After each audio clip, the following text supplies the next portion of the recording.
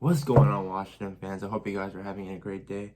And we're going to talk about our preview between the Washington football team at the Detroit Lions this Sunday at 1 o'clock.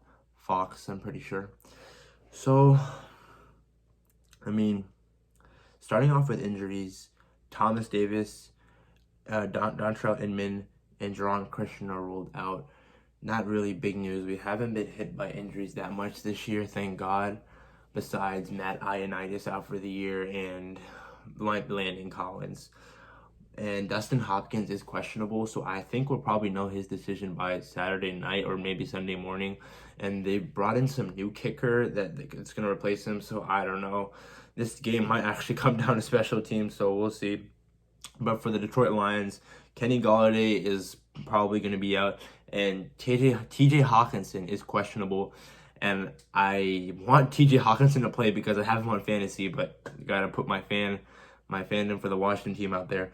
But yeah, losing Golladay is a big deal because that's their offense and number one receiver, arguably the most underrated receiver in the NFL. But those are injuries for that. So for the keys to the game, I've been saying this this whole year, but we gotta win the turnover battle. We can't have 5 turnovers last week and expect us to win the game. It's inexcusable. It all comes down to discipline, and we have to show that we're the more disciplined team. So we gotta win the turnover battle. And next key to the game is we gotta run the ball. That Lions defense is terrible against the run. They're like 29th against the run, just all around not good. And we gotta get J.D. McKissic and Antonio Gibson involved. I know Antonio Gibson fumbled last week, but hopefully he'll learn and become better. He'll develop into a better player. But run the ball, man. Scott Turner, if there's any game besides that Cowboys game to open up the playbook, this is the game where you should open it up. Run the ball, and as soon as you run the ball, they'll open up the playbook for Alex and to throw to our playmakers such as Cam Sims, Terry, Logan Thomas. And my third key to the game is just stop the run. Detroit has a guy named Adrian Peterson who us Washington fans should be familiar with because he literally carried our team 2018 to 2019 and 2019 to 2020. But that's besides the point.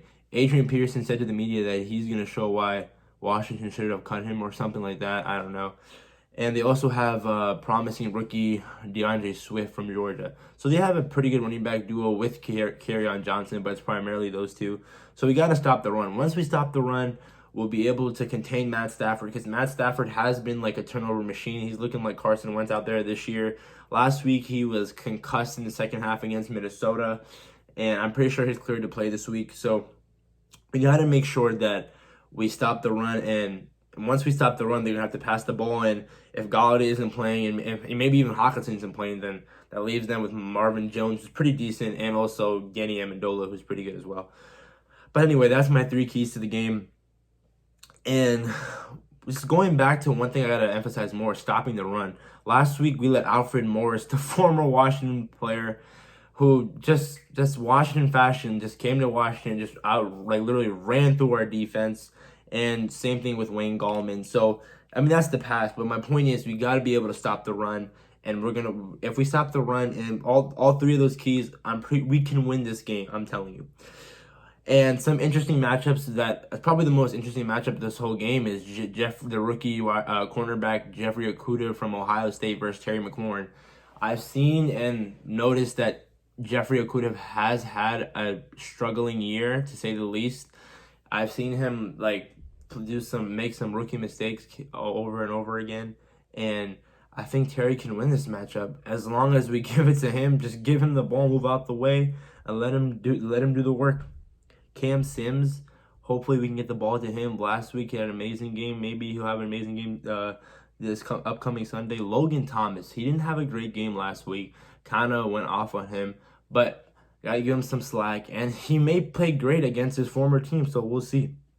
And the next factor is Antonio Gibson. This man, I have a feeling he might go off. Him and Terry might have a big game on Sunday, as they should, because literally our only 2 players that are good on offense, or at least close to elite, or not even close to elite, half decent. No, I mean, I would say that they're our offense. Those 2, Antonio Gibson and Terry McLaurin, they're our offense. But that's pretty much it. If we're getting blown out in Detroit, if it's like 23-3 at halftime, you got to put Dwayne and Ron. There's no excuse for you not to put him in. I mean, just put him in there and just get his value up and trade him in the offseason. I don't know. This QB situation is unbelievable. But anyway, guys, for my prediction of the game, I have us losing 27-23. We fall to 2-6, 2-7, and Detroit ends up being 4-5. I mean, after that last week game against the Giants, I just lost faith in this team. I've been losing. It's just false hope with this team, but it's just they lost to the Giants twice, and I don't even know what to say. It's sad. Hopefully we don't get blown out on Sunday, but we'll see. That's pretty much it, guys. All right, guys. Peace. Hail to the football team.